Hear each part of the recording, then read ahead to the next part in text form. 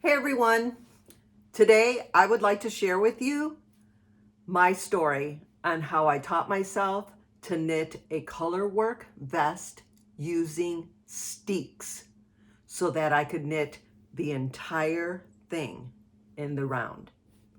Now, if that sounds like something you might be interested in, then please keep watching. Welcome everyone to my 6th episode of Knitting Like a Cave Woman. My name is Miriam, and I'm coming to you from Southern Illinois in the United States. All right, let's get into it.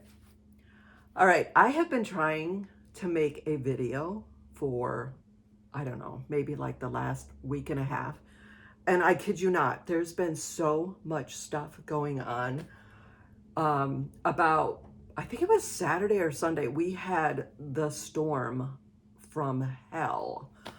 So my husband and I woke up, it's like at 3 o'clock in the morning, and I'm not kidding you, we thought we were gonna lose our roof. Like the pressure in our house, like our roof in our bedroom was just making so much noise, and you could just feel the pressure. Like we were like completely freaking out. Like we didn't even have time to like get out of bed and like run downstairs. Anyways, our roof amazingly ended up surviving. But when we woke up in the morning, this huge tree that we have in our backyard, it looks like the tree got a major haircut. Like so many of these huge limbs on the tree just like snapped off of the tree. And now there's just like huge tree limbs everywhere. Like these aren't tree limbs that like you can like walk outside and like pick up. Like we're gonna have to like seriously go out there like with some chainsaws and like, you know, cutting up limbs out there, you know, dragging them to the burn pile. And so we can't even like start that cleanup because we can't like really burn anything right now because we've been so incredibly dry in Southern Illinois. And also our farmer hasn't even like farmed the crops yet. So, you know, I would hate to be the one that's gonna like start the cornfield on fire. So yeah, that's not gonna happen. So anyways, everything is like a mess right now. And then last night, my husband was watching TV, and then our TV just decided to die. I think it was like in the afternoon. And my husband like cannot live without the TV. I personally could live without the TV, but so he was like, we are going to go buy a TV. And I was like, now? Like right now? He's like, yeah. And okay, just to let you know, our TV in our house is one of these like monstrosity, ridiculous, huge TVs that are like mounted on the wall. So unfortunately, that is what I did last night, helping my husband install like some humongous TV that like, seriously, I was like, oh my God, why do I have to be involved in like this kind of stuff? But I mean, I just had to basically help him get it like locked into the wall. And then that was it. Then my husband was like in charge of everything else, but still, yeah, no fun. But anyways, this is supposed to be about knitting. So anyways, let's get into it. Okay, so I'm sure that there's a whole bunch of you out there that are just like me. It's like you want to learn how to do color work. You know, you want to learn what steeking is all about. And I have found personally myself that the more research that I do on something, and where I start buying a bunch of books on it, and I just, okay, like this book, example, Alice Starmore's book of Fair Isle Knitting. Okay, it is really a great book. Like, I don't mean to say anything bad about this book at all. But I find that for a beginner, when you're first starting to learn, you want to learn something. I think sometimes when a book has just too much information, I think it actually scares a lot of people into like, oh no, it's just too much. Okay, that's how I was for years. I was just like, you know, I don't even know if this book is really helping me.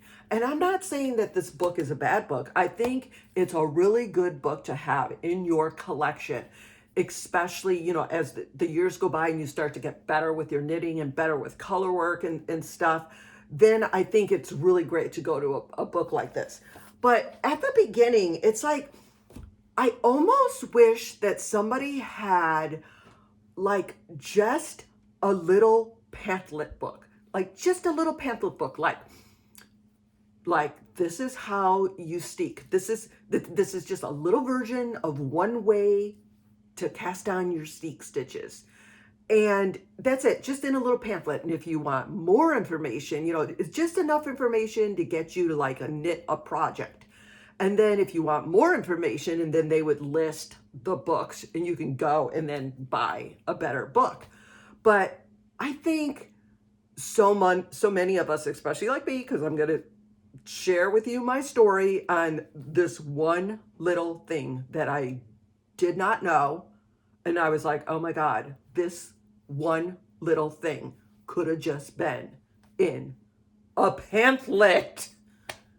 And I'm going to get to that, what completely stumped me, what was like the biggest obstacle that I had to overcome.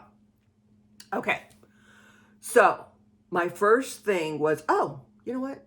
I guess I should discuss what is a steek, because there might be some of you out there watching this going, I don't even know what a steek is.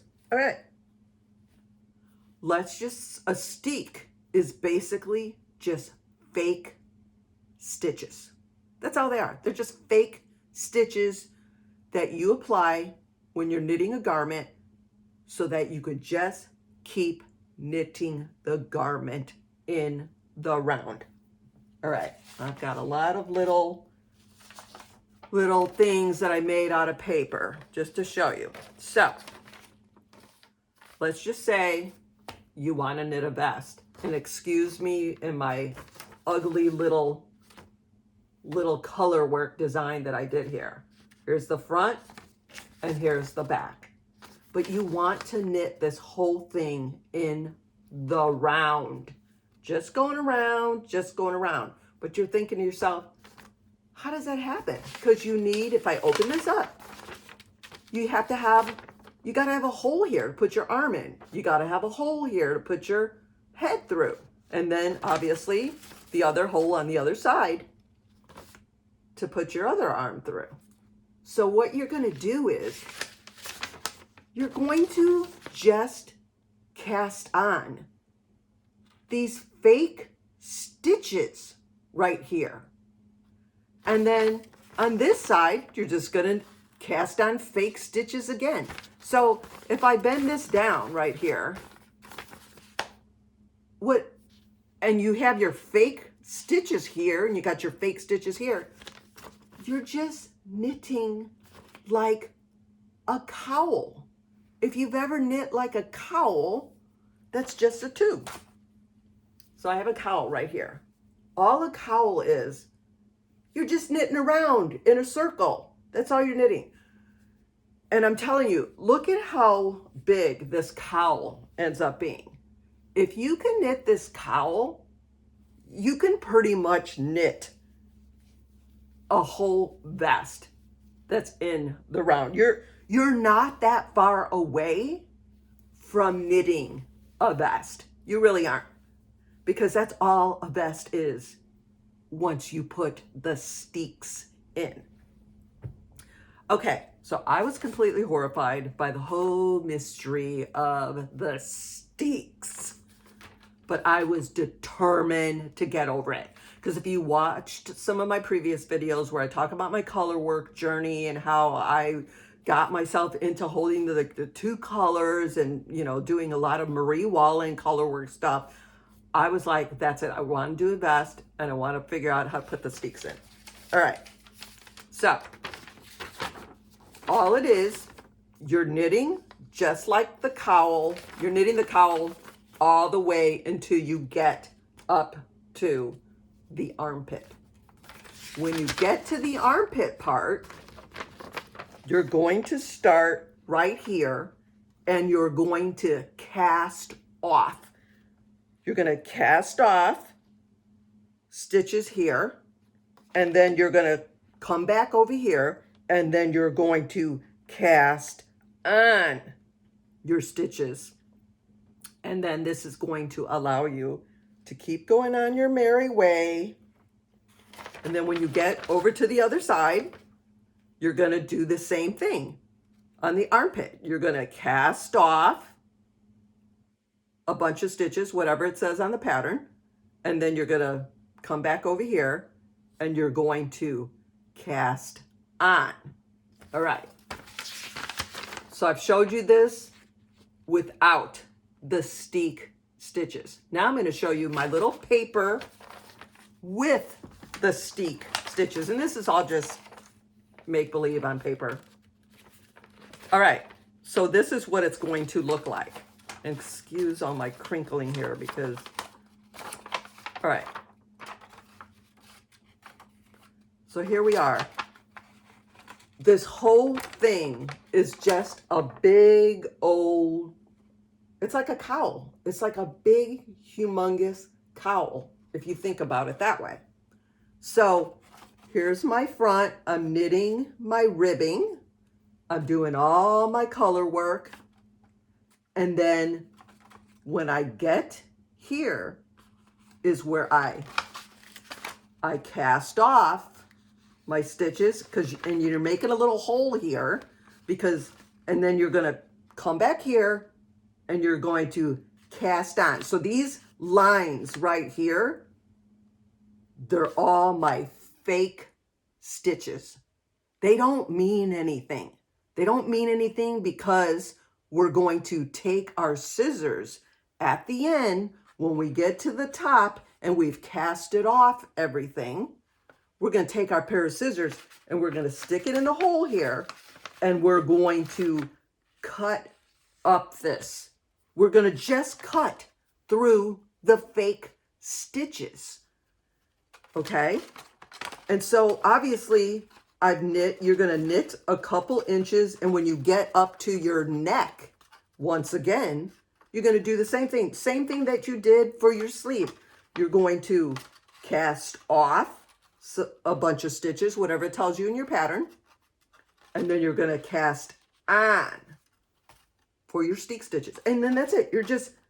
The whole thing is just like a big monster cowl. And so if I open this up, look at that. It's just all level. All right.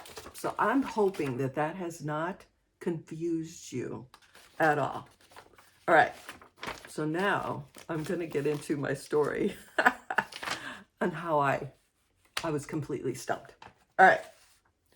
So my first thing was I roamed around on Ravelry, and I was looking for a pattern that, obviously you want a pattern that you really like.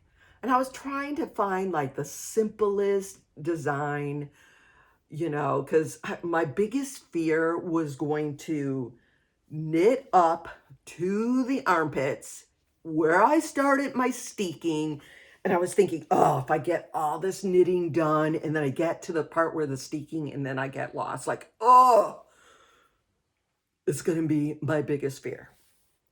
So I really, did a lot of roaming around on Ravelry, like doing the best that I could, like reading every little thing.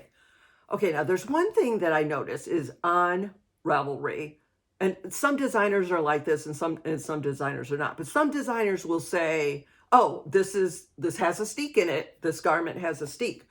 But then maybe they've gotten better about this, but some of them won't necessarily say if they tell you how to do a steek. They just say this pattern has a steek in it, but then you don't know until you buy the pattern. Some of them will say, and there's like all kinds of tutorials on how to do a steek. Okay. But, it's hard to kind of manage that, especially, don't forget, I've never at this time, at the time when I was looking for my pattern, I had not ever done a steek before. And here's another thing. A lot of the books that you're going to read about like how to do a steek and all these like advanced books on color work and all this, a lot of them will say, go to read your pattern, you're, okay. So what happens when you find something in your pattern and you don't understand? All right, here's my pattern that I decided to go with by Scandiwork. It was Silver Lake Vest by Kristin Drysdale. I loved everything about it. It was going to be my very first steeking project. I was super excited. She knit this vest, I believe, for her son. I think he was, I don't know, was he away in college? He was away somewhere, and she was going to knit it in like all these colors that like, I don't know, that hopefully would remind him of maybe the colors of home. I cannot really remember the whole story. But anyways, I absolutely love this. And I believe it was knit in the Jameson Spindrift. And once again, I had the yarn laying around my house because that's what I buy, a lot of Jameson. So went into my basement, rummaged through my stash, and also green is my favorite color. Even though, believe it or not, this was like the only thing that I've ever knit in green, which is kind of funny. So this is it, you guys.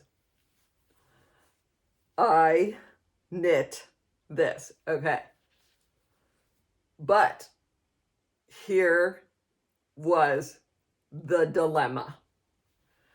Okay, in the pattern, I'm going to go back and show more of it in a minute. While I was knitting, my biggest fear was to get up to the armpits where I cast it on for the steeks and like being completely lost. And that's exactly what happened. And I'll tell you why. And I'm going to show you what happened. All right. So I got up here. I knit my ribbing. I'm going around. Everything's great. I'm right here. I'm right here. I'm getting ready to cast on for my steek. And it says what I was explaining, that you have to cast off and then cast on. Okay. So what I'm going to do is I'm going to take two pieces of yarn, and I'm going to tape it there because I want you to have a visual of this.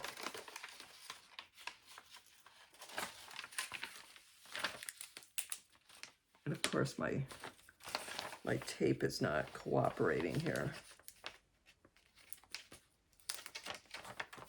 All right. So this was my dilemma.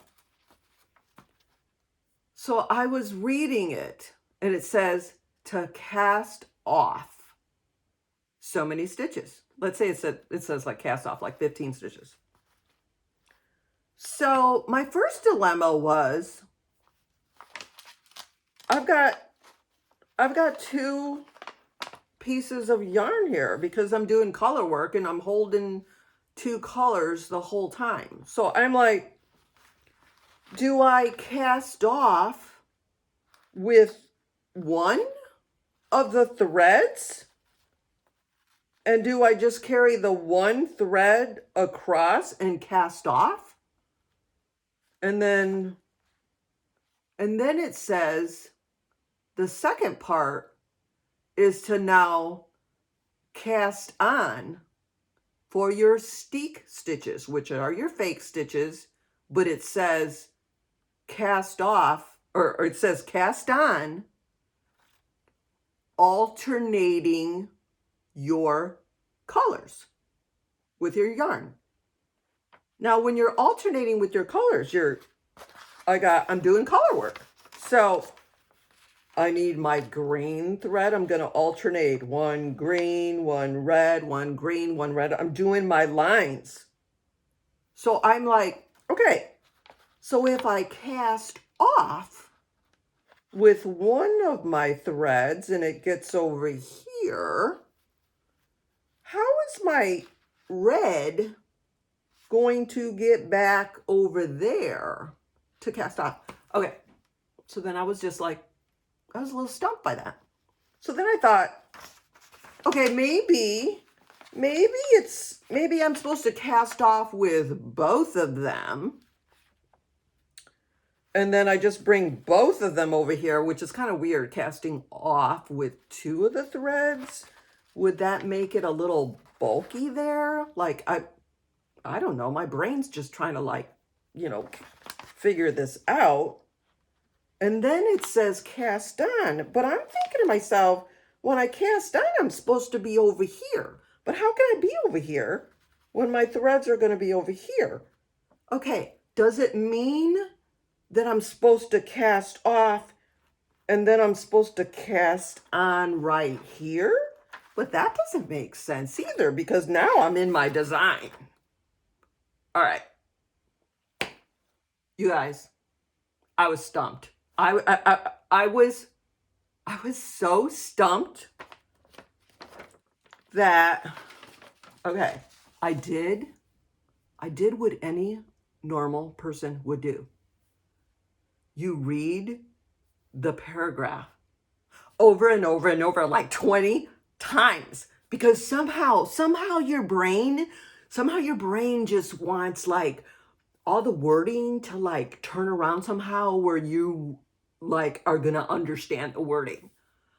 And no, it didn't happen after I read it like 20 times.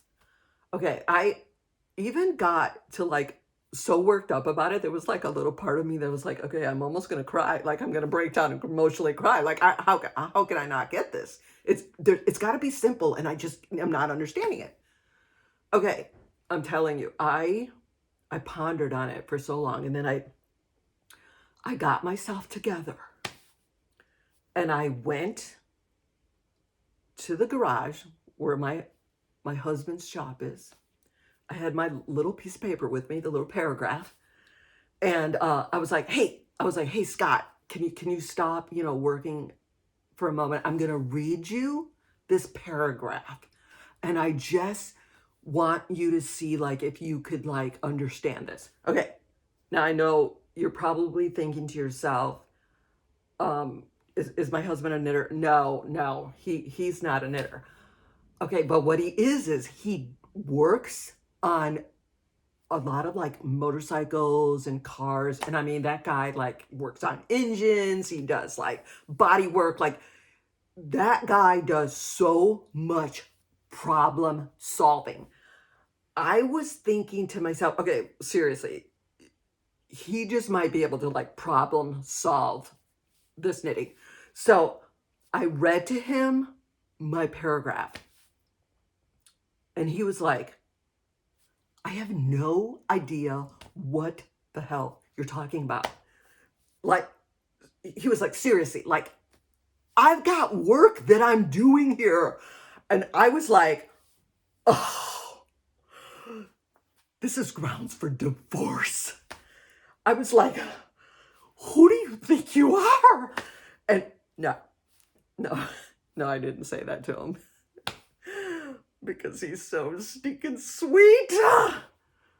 Okay, but I was seriously bummed, because I was like, oh my God, it's like, seriously, he, like, problem solves, like, so much. And I was like, no, he, like, seriously couldn't help me with my knitting. So anyways, I walked back to the house with my head hanging low.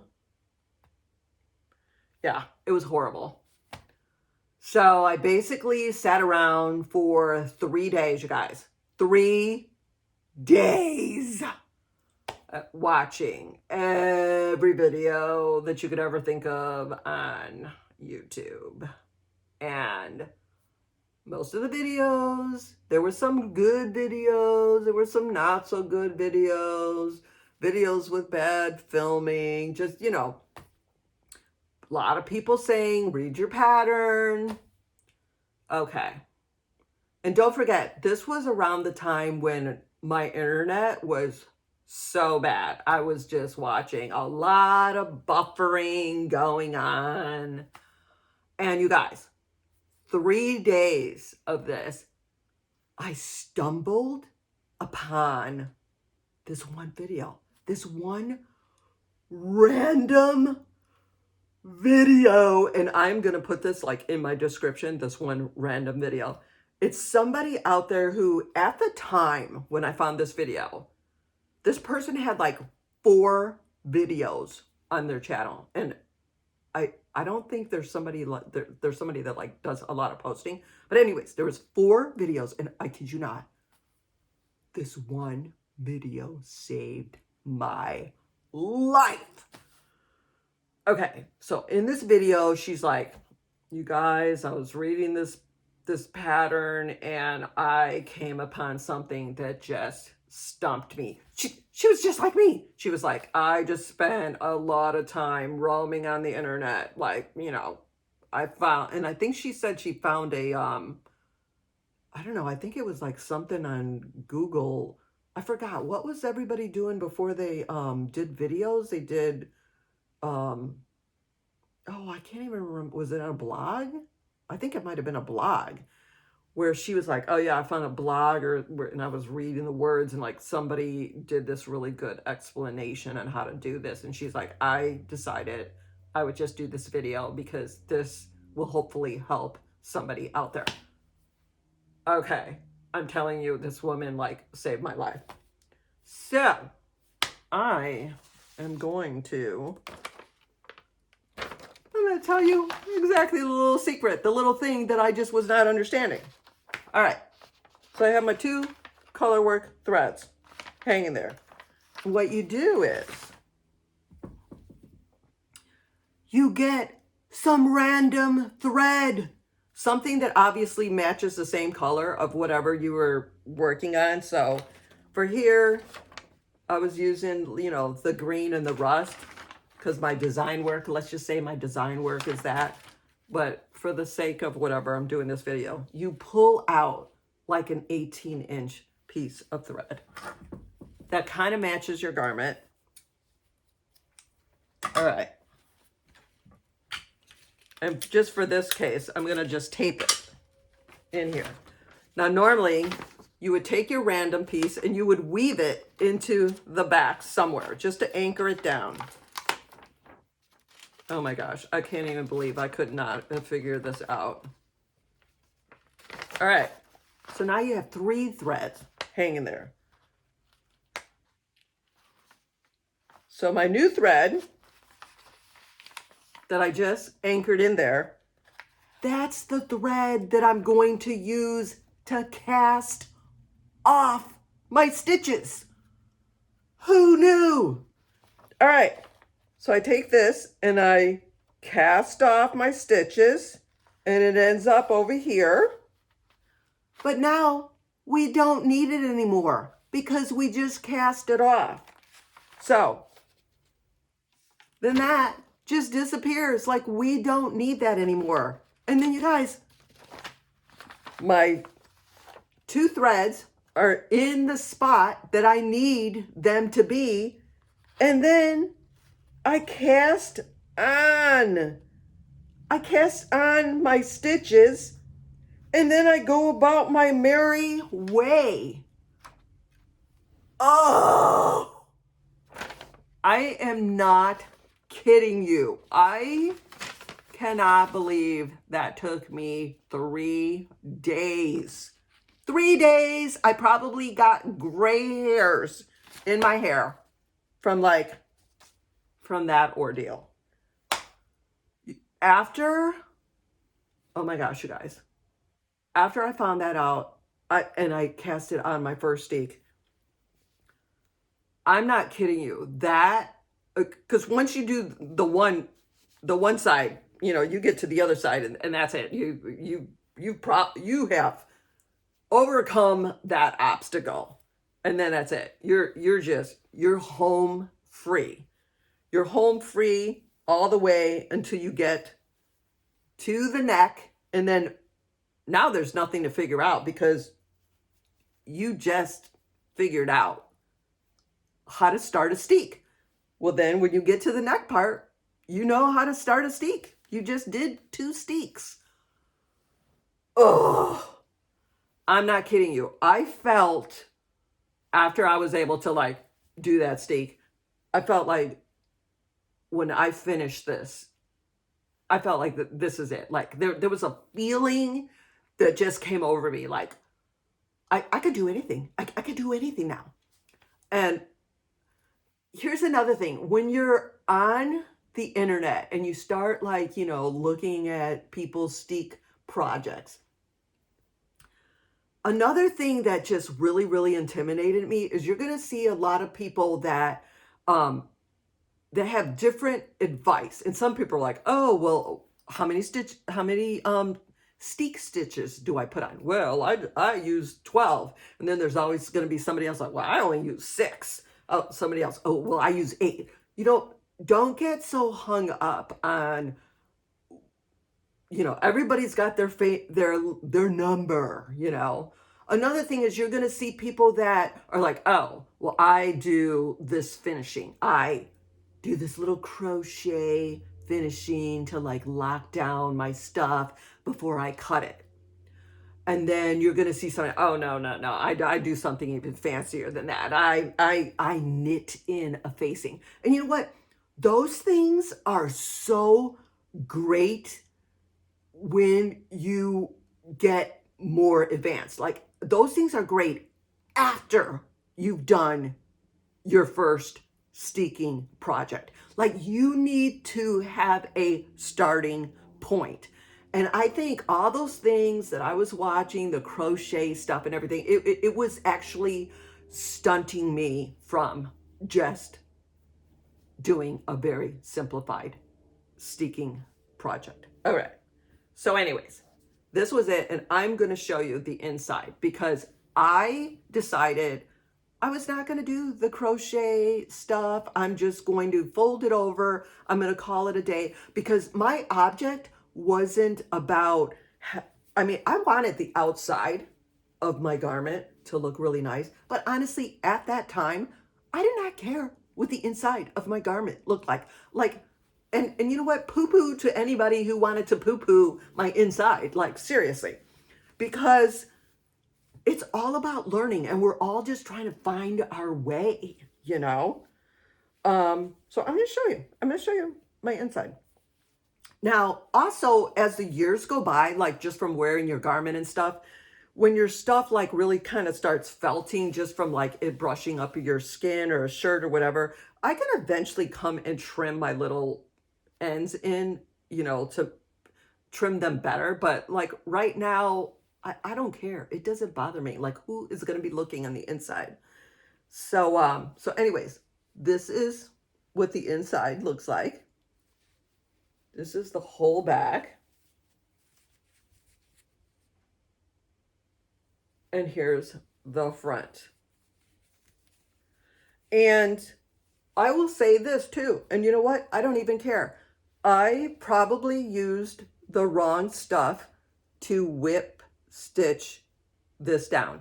I used embroidery thread because I wasn't sure. I was like, well, do I use the wool again? Or like, you know, I didn't know what I'm doing. It was my first one.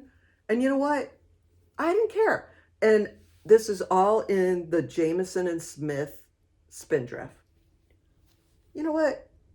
I didn't really care. I was just so stinking proud of myself that I had accomplished this. All right. So that was my first one. All right. Then I felt so good. I felt so good about this pattern that I decided I was going to knit another one. And on my second one, I thought, you know what? I'm going to push myself just a little bit. I'm going to do the same exact pattern because now I felt like I know how to cast on now for a steek. Like I know that. And I wanted to knit it again. And you guys, you know how I like to knit the same patterns over and over and over and over again. Because you know that about my little linen tops. And I kind of do that just to see if I could change things up. Oh, and you know what else I wanted to say too was I'm actually glad that that whole thing happened, that I had that obstacle with the Steeks. All right, and I'll tell you why. Sometimes when I have a pattern, and this is just me personally, this is just my thing. Sometimes when I have a pattern and everything just goes so smoothly, like everything is just so perfect. Sometimes I personally feel like I don't learn as much. I I feel like I learn more when I have an obstacle and then I have to overcome that obstacle and I learn how to like tweak things here and there, and then like if it all works out and then I'm like, oh, I kind of have that in the back of my head, like the next time I run into an obstacle and I'm like, oh well, last time I just kind of tweaked it like this like this, and maybe I could try that again with just a little extra more stitches or less stitches or whatever. So I don't know, me personally, I think sometimes like looking back on it, yeah, it was horrible for 3 days. I was like a mess, but looking back on it too, I think that even this pattern just taught me so much that I really don't have anything bad things to say about it. I think I love this pattern, you know.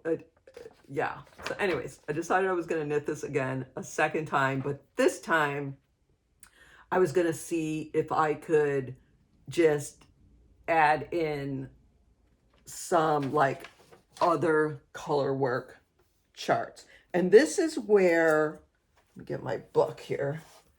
This is where it's good to just have like a good little collection, a good little stash of like stuff that just has like color work motifs in here, like where you could go in and just find different design elements to add to something that that you're knitting.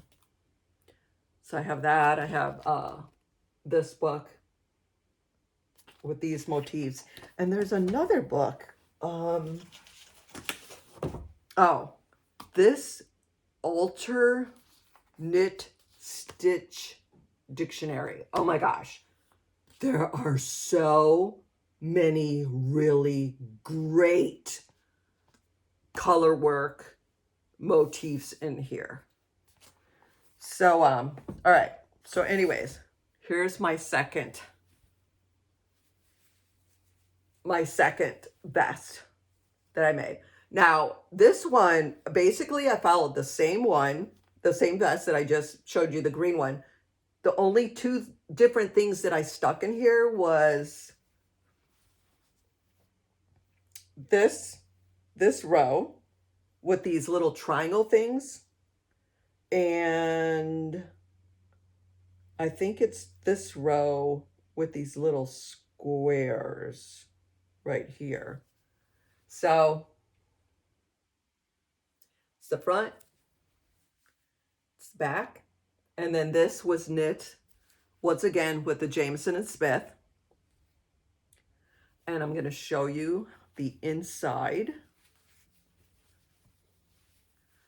because once again, I just was like really wanting to get the stitches down. I really wanted, you know, the steeking down. I wanted to get that down. I wasn't concentrating on like my threads on the inside. Here's some threads just hanging out on the inside. Like I said, they could be trimmed, but it's not bothering me. And then this time I decided that I would tack down my steek stitches with some wool thread. All right. Also, I want to go back and take the paper And I want to take the pair of scissors and cut through the steeks so I can show you how that opens up, because I think I forgot to do that. All right. So here's my piece of paper where I had the fake stitches that I was talking about. Okay, so basically, when this is all completely knit and then you've cast it off, all your stitches at the top, you're going to take your pair of scissors and you're going to cut into those fake stitches. And it's going to seem like really scary at the beginning, but honestly, you're just cutting into fake stuff, and it's all wool. So you should be knitting this something that's going to be steeked with like 100% wool. It shouldn't be like superwash wool or, you know, slippery or like, you know, cotton or stuff. You want wool where it's going to pretty much stay put when you cut it. So anyways, what you do is, the reason why you cast off is you need to make this little hole right here so that you could stick your scissors in. So then you're just going to cut right into the middle.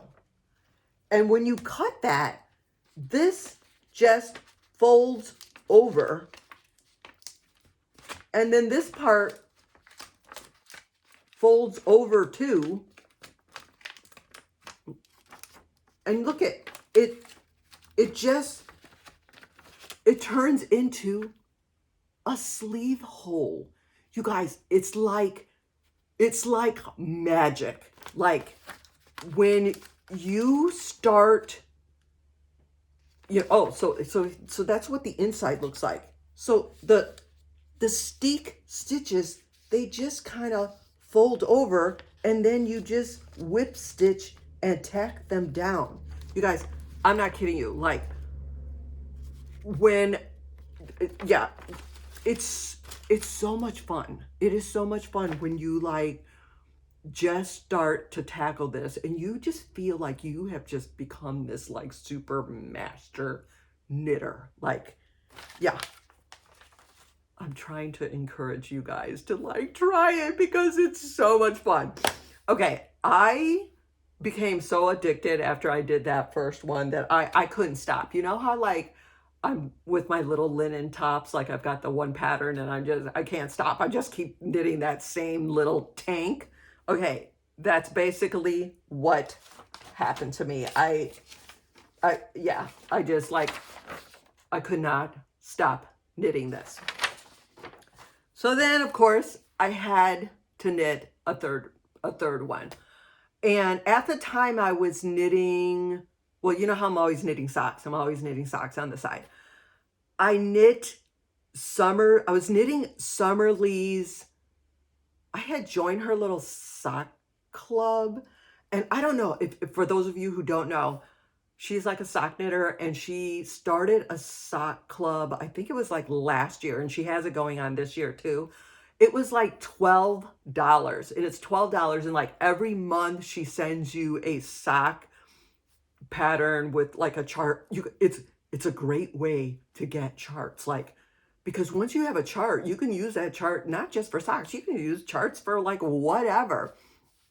And so anyways, for the $12, she sends you like a chart or a sock chart, and like, you know, to knit a sock every month. And there were some months where she would send you 2 charts, and it was for $12. I was like, oh my God, it's like the best $12 I've ever like spent. And then this year she did it again. Well, I think it might have been like $1, $2 more this year. But like, I don't even care. It's like, it's like Christmas. Like every month you get like this little thing in your Ravelry library. And I was like, oh my God, it's like the genius. It's like the best thing ever. And so I get really excited over like what her charts are going to be, because like, to me, I'm not just thinking about socks. I'm like, oh, what else can I use that chart for? Well, anyways, last year she had this little sock, and it had a flower on it. I cannot remember what the name of the sock was. It could have been the flower sock. I'm not sure. I can't remember the name, but I will look it up and put it in the description. So anyways, I loved the sock. I knit the sock, and I should have brought the sock to show you. Anyways, I love the sock so much that I was like, I have got to knit a vest with the flower, with the flower on it. Did I say that it had a flower on it? Oh God, I'm having like a total brain fart. I can remember. Okay, anyways, so this chart is from Summer Lee's sock that has the little flower on it. And you guys, oh, how stinking cute is this?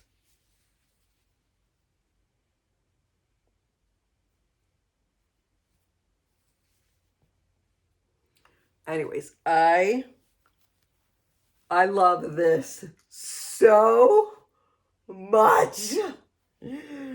Oh my God, I could not stop wearing this when I knit this. And I'm not kidding you. I was just like, I love it when a designer, like, I don't know, just comes out with something that is just so freaking cool. And obviously she didn't like come out with the whole vest. She came out with the sock. But I was like, oh, that little flower. I don't know what it is about this little flower, but I just thought it was so stinking cute. And honestly, there's like another sock that I'm getting ready to knit. And I think I talked about it in my last video, the little carrot socks. I haven't started it yet, but I'm not kidding you. That little carrot, it just might come play a part in like a vest. Like, I'm serious. Because I don't know, there's just some things, especially in the wintertime. Like when you get to that season when it's just everything is just so gloomy and you just want to wear something that just brings you joy, something that just makes you smile and just feel good when you're wearing it. And like, I don't know. So there's just days when I just need like a lot of color in my life. And I don't know. That's what this vest, just like, it just makes me smile and just makes me feel so good. So I'm gonna show you the inside.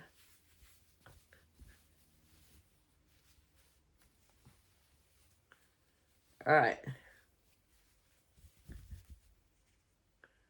All right. Once again, my threads are just hanging out because this was my third vest. And I just wanted to see if I could accomplish taking some random chart and if I could like calculate it into a vest. And I just felt like on this third one, I was starting to get a hint of taking it a little bit serious about being very meticulous about how I stitched down my steek. And on this one, and of course, sometimes like when you're wearing a vest, like at the very beginning, when you stitch down your steek, it's a little bit lumpy, bumpy. But that lumpy, bumpy kind of starts to flatten out more when you wear a garment quite a few times, maybe like a year and a half, and then you've washed it a couple times and that lumpy bumpy just kind of starts to flatten out more. And I could even see it on this one. This is just starting to flatten out more, but I started to just kind of pay a little bit more attention on the detail on this one. And I'll show you another thing that I was really proud of myself on this one. And don't forget, this is just like the third steeked item that I had knit. So this one was about teaching myself, could I calculate a chart to put it on here? And I was so proud of myself.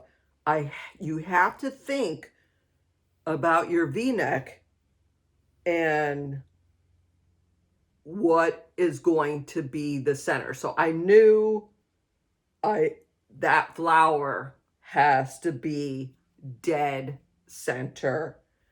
And which means when you pick up for your V right there, you know, you got to try to pick up just right to get the little flower part to be even on this side and even on this side. And it's a little bit not completely even, but you know what? I don't care. Like I'm very happy with how it turned out. And then this one is also knit using the Jamieson and Smith. All 100% wool.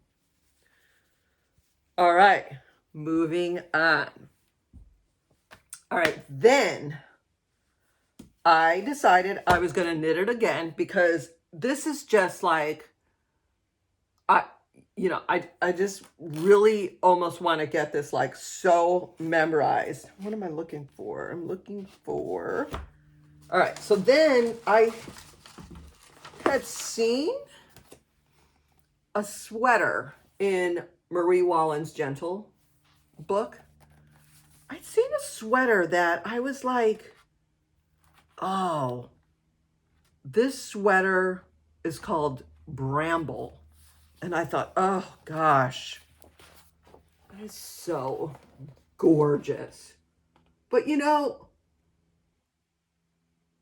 when I saw this sweater, I was still like in my phase of like steeking and like knitting these vests. And I thought, oh, could I possibly just take the charts from this and knit a vest? Like, just without the sleeves. Well, I was like, well, why not? I took Summer Lee's little flower chart. Why couldn't I do that? Well, that's what I did. And I made, so this is using Marie Wallin-used Bramble charts. And I knit up a vest.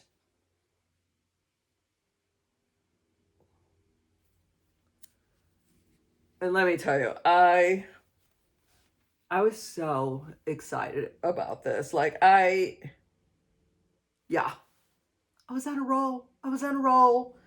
And I was just like, yeah, I just felt like this is it. There's no stopping me now. And I'll show you the inside.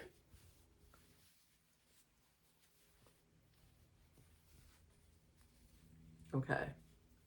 Here's all my little wonky threads. Now, eventually I'm going to come and like trim these down. But like right now, there's all my little threads here.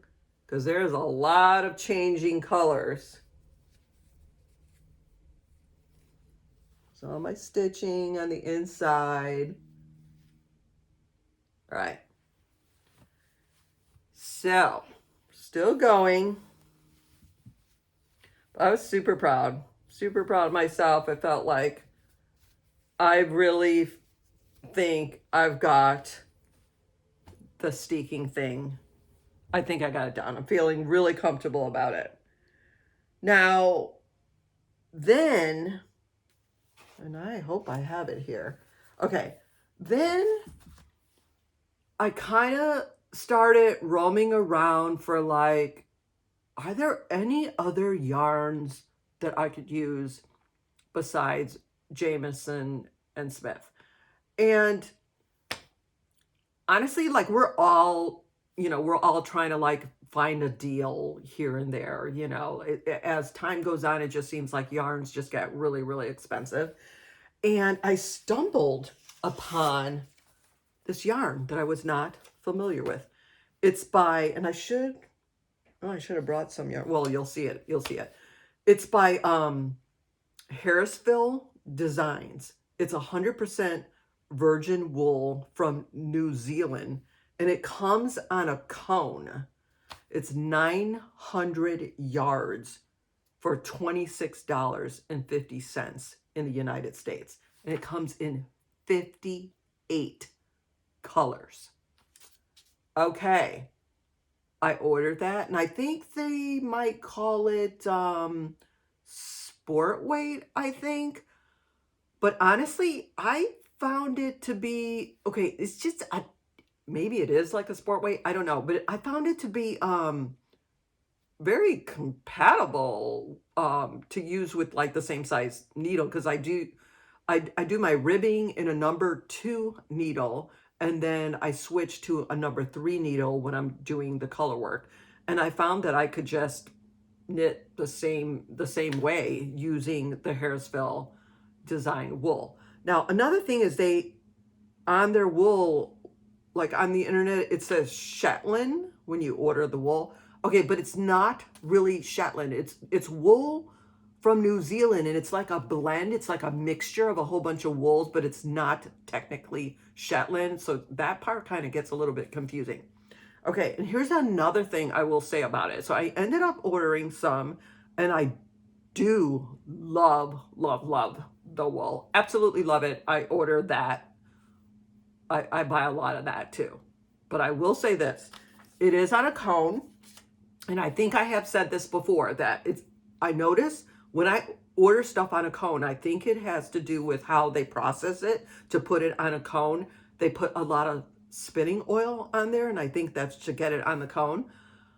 So it does have that tacky spinning oil feel to it, which I do not like. And so I like to wash my wool before I go to knit with it. I don't know. I just don't like knitting with it when it has that weird tackiness. Also, whenever I'm knitting something with a wool that I'm not familiar with, like I get new wool, I always do a swatch. I do a swatch, gives you an idea what that yarn is going to behave like, how it's going to settle after you wash it.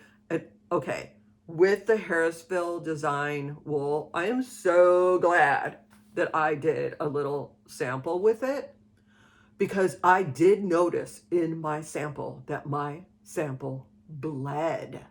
Okay, there was so much bleeding. I was like, oh, this could have been horrible. Like if you're doing color work and like the colors all start bleeding into each other. So anyways, that was a huge learning experience, and I was just glad that I would just happen to wash out all the spinning oil stuff. And anyways, now whenever I get that Harrisville design wool, I wash all of it before I do. I normally just, the minute I get it, I just start washing all of it, and I just wash it until everything runs clear, the water runs clear, and then I just dry it, and then I pack it and put it away until I'm ready to use it, because I don't ever want to be knitting something where it's going to bleed. No, of course, I don't know. It could happen one day, but I will not be happy about it. But anyways, so then this was knit using the Harrisville design.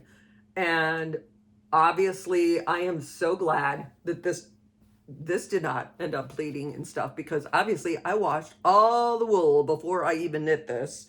So this was same exact design, same pattern. I used a chart from the alternate stitch dictionary, and I'll write, in case anybody's interested in, I'll write it in the description what chart I ended up using out of here. My husband calls this the hashtag vest. And it's funny because like I did not see it as a hashtag until after my husband like mentioned that, and now I cannot unsee it. Like every single time I look at this, I'm like, oh yeah, it's the hashtag vest. But it's so funny, I did not even see the hashtags until my husband brought it up. But so this is all knit using the Harrisville design wool, and I just think it's so cute too. Like, there's just like days when I just feel like, oh, I just feel really colorful today. You know, it's a gloomy day. I just feel like I need to be all bright and colorful. So I'll show you the inside.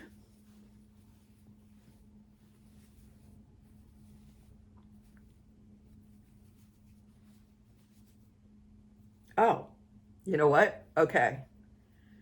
There's something different about the inside of this. This is kind of the vest where I started to change my way of thinking about the inside of my vest. And this is good. This happens to all of us. Like when we've been knitting for a while, we see these knitters that their stuff is just so polished. Oh my God, their seaming is just perfect. Like every stitch is just perfect. And, you know, I think we all like, you know, dream or like strive to be like that, but you have to start somewhere, and you're just not going to like knit something and like it's just going to be like flawless. Like it takes your skills. You know, it takes skills to like get there. And I think at that time I was watching some videos, and I noticed that there was somebody who was talking about the inside of their garment, and they were showing like all this stuff, and I was like, oh yeah, maybe I should work on that. Maybe I should work on really polishing up the inside. And you know, there was that one time where I was thinking to myself, like, who's got time for that? Like, seriously. And then I was like, oh, maybe I do have time for that. You know. So this one, you're going to start to notice that there's no threads. There's no threads hanging out, because I was like, you know, I'm going to like just take my time on meticulously weaving in my threads.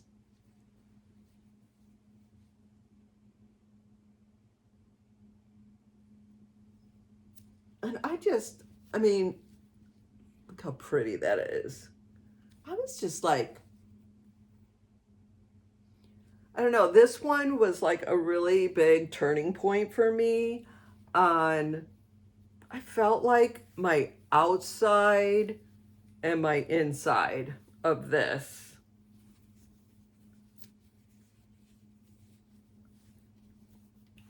It just was really, really pretty.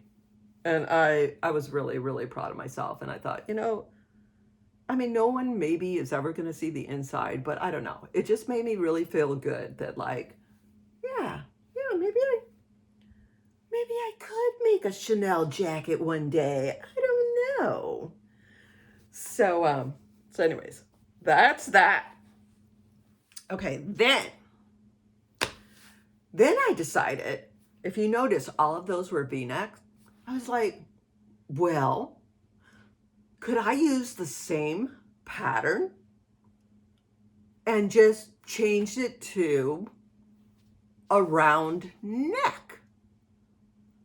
And I thought, well, all I need to do is find another pattern that I have that has a round neck, and then just kind of follow just that little part where how many stitches they took there, and then balance out my shoulder stitches and do a round neck. All right.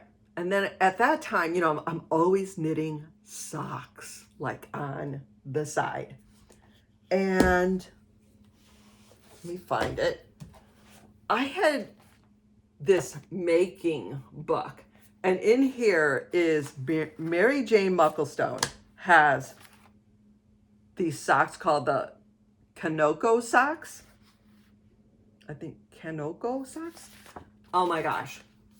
When I bought this book mainly with the purpose of because these socks were in this book. And I was like, oh, I don't know why. I love this, the simplicity of those little dots.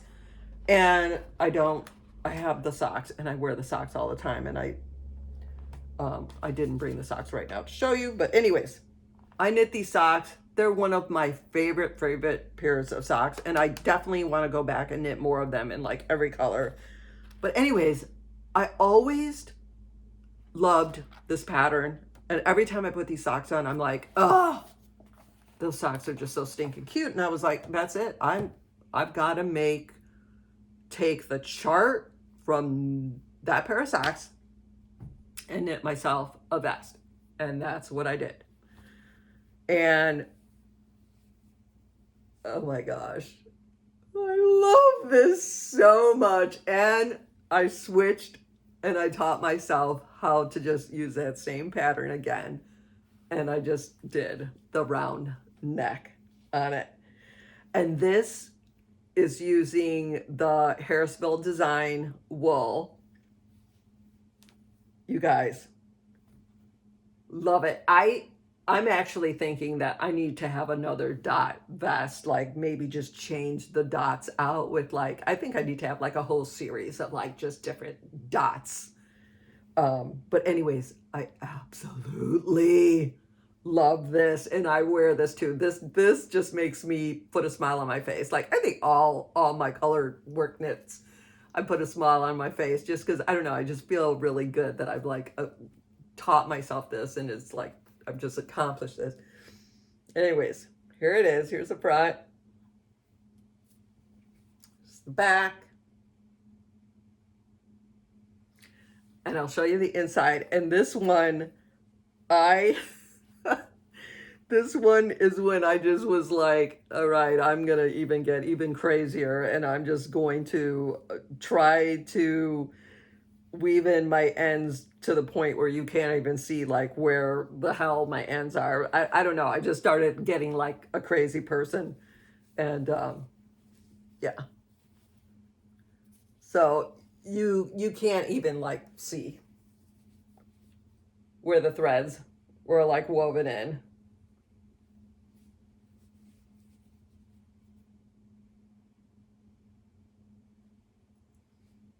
And I mean, I really like even cleaned up my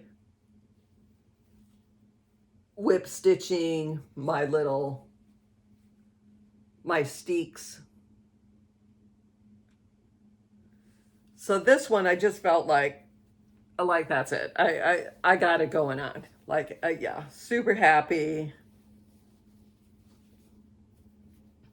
All right. And I have one more to show you.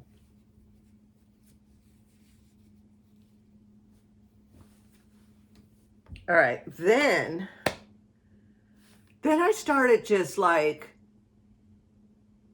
really going back into all of my books that I have. Because once I started figuring out that I could use a random chart from like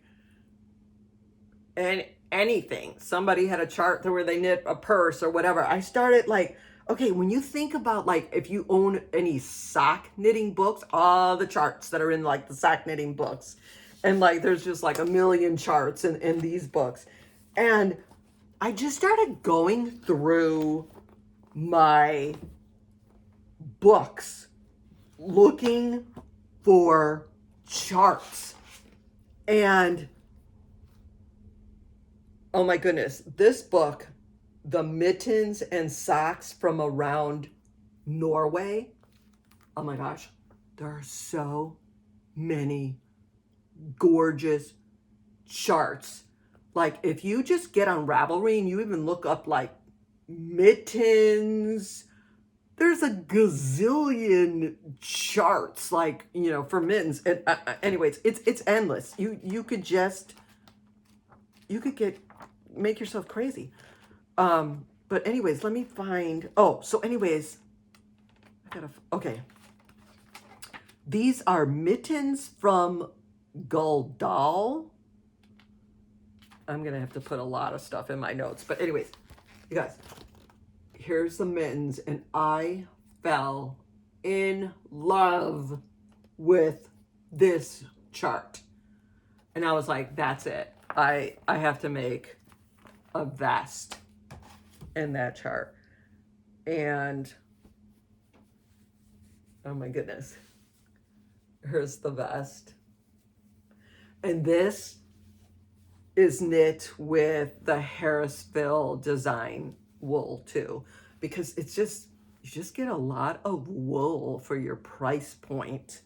And I do really like the wool. I think it's very comparison to the Jameson and Smith. Yeah. But anyways, it's just, I think it's a really, really nice wool. So it's my front and my back.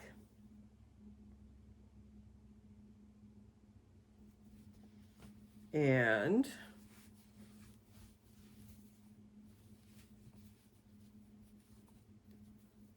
show you the inside.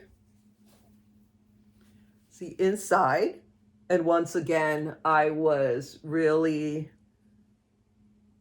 meticulously starting to weave in my ends where you can't even see where they were woven in.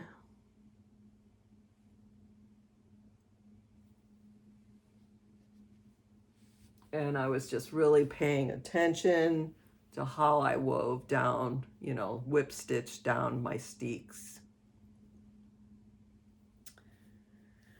So this was the very last vest that I knit.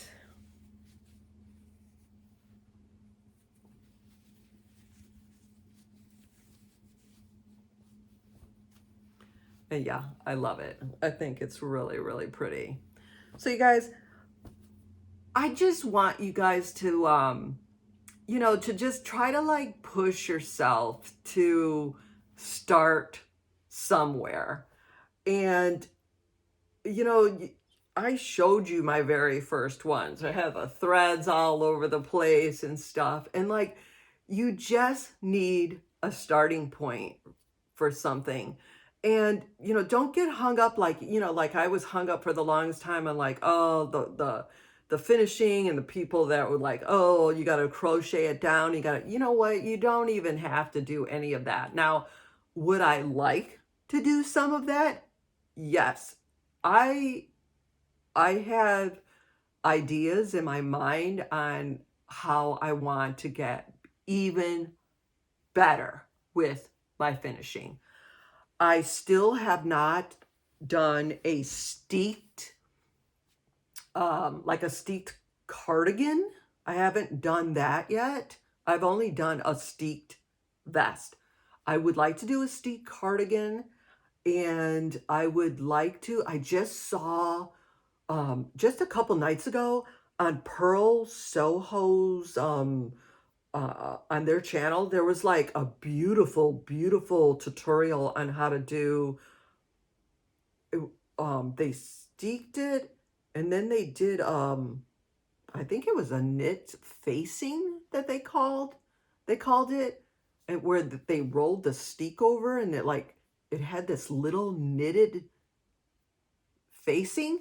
Okay, that was even more work because like I'm whip stitching down my steek after it's folded over, but they're even going back somehow and like picking up all these stitches, and then they're knitting like 5 rows of like a facing, and then that covers up the steek. Anyways, it sounds really complicated, but the video is just beautiful. And I thought, oh, that, let me tell you, that's right up there with like a Chanel jacket.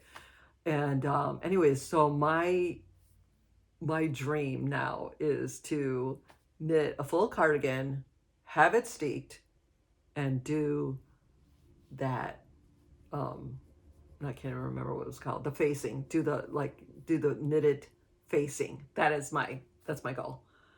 And I think I could do it now. I think there's no stopping me, and I just feel really confident on it. Now, will the first one that I ever do like turn out like to be a masterpiece? No. It might even be one of those things where like I've got to knit like 3 of those before I like really get it down. But you know what?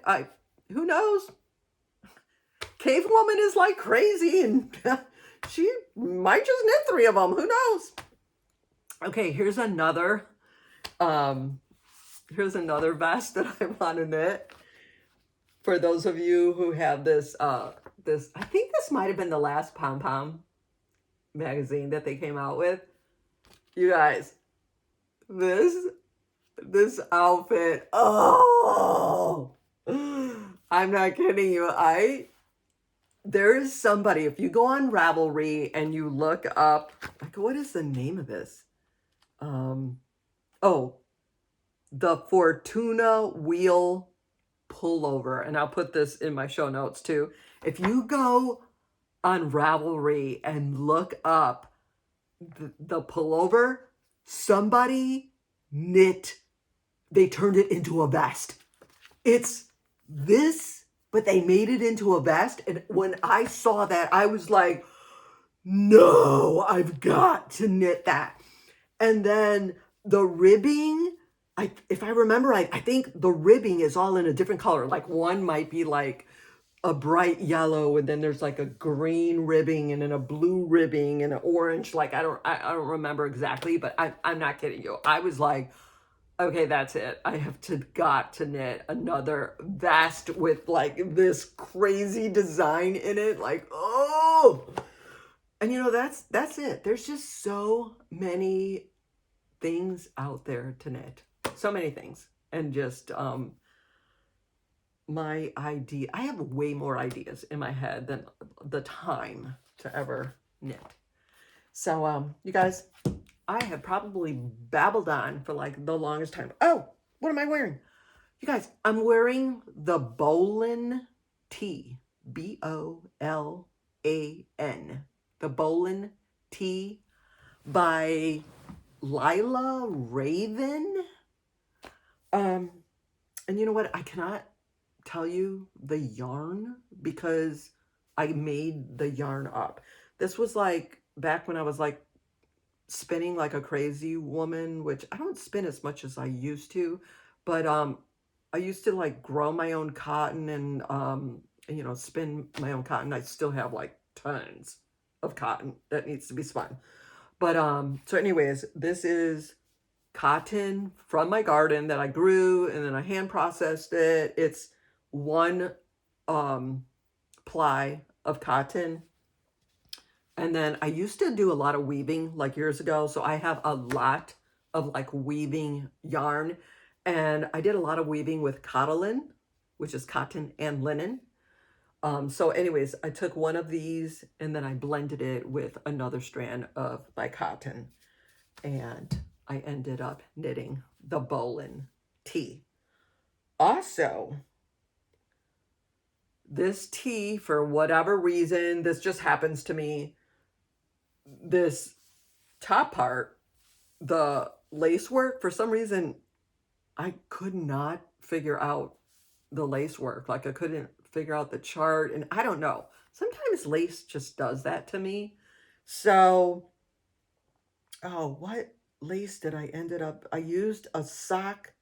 Oh, you know what it was? Almondine. I think I talked about that when I was in my sock video. The Almondine sock, that is one of my favorite sock patterns. And actually, I'll put this in the description down below too. I ended up just using the Almondine up here. And honestly, I would knit this again and still put the Almondine in here. And actually, I want to knit this again with linen.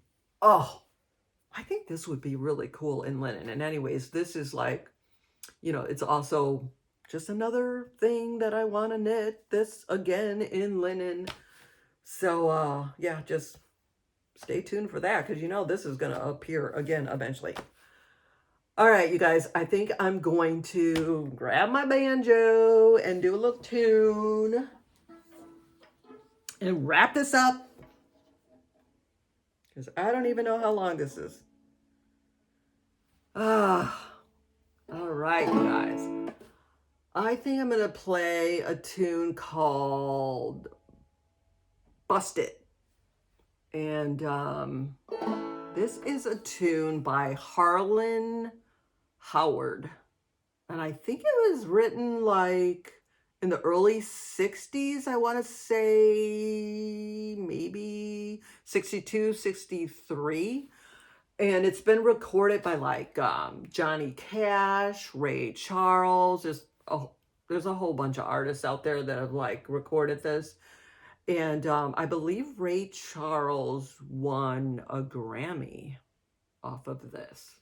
I think like in 1963. So, here it is.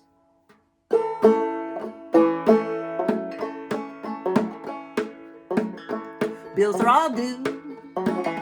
Baby needs shoes and I'm busted. Cotton is down a quarter a pound and I'm busted. I got a cow that's gone dry, hen that won't lay. Big stack of bills getting bigger each day. County's gonna haul my belongings away and I'm busted. Oh, I called Brother Bill to ask for a loan, 'cause I'm busted.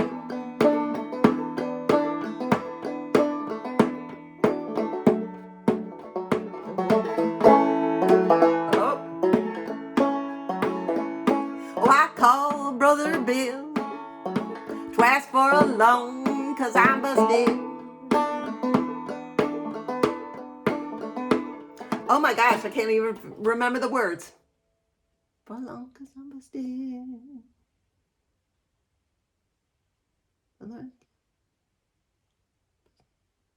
Oh, all right. I think I'm gonna just have to do a little medley because I don't know what's going on. I got a little brain fart. I'm gonna have to polish up on that tune. All right. I think it's just gonna be a little medley for today.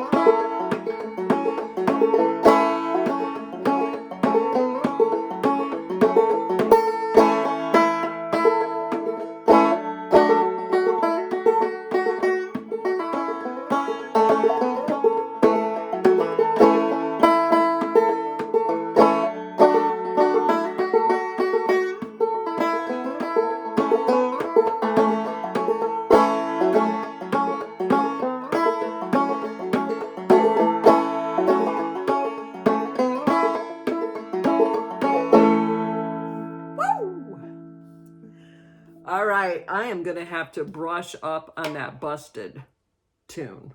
I don't know where I went wrong. All right, you guys, thank you so much for watching. I enjoy when all of you guys leave comments and stuff.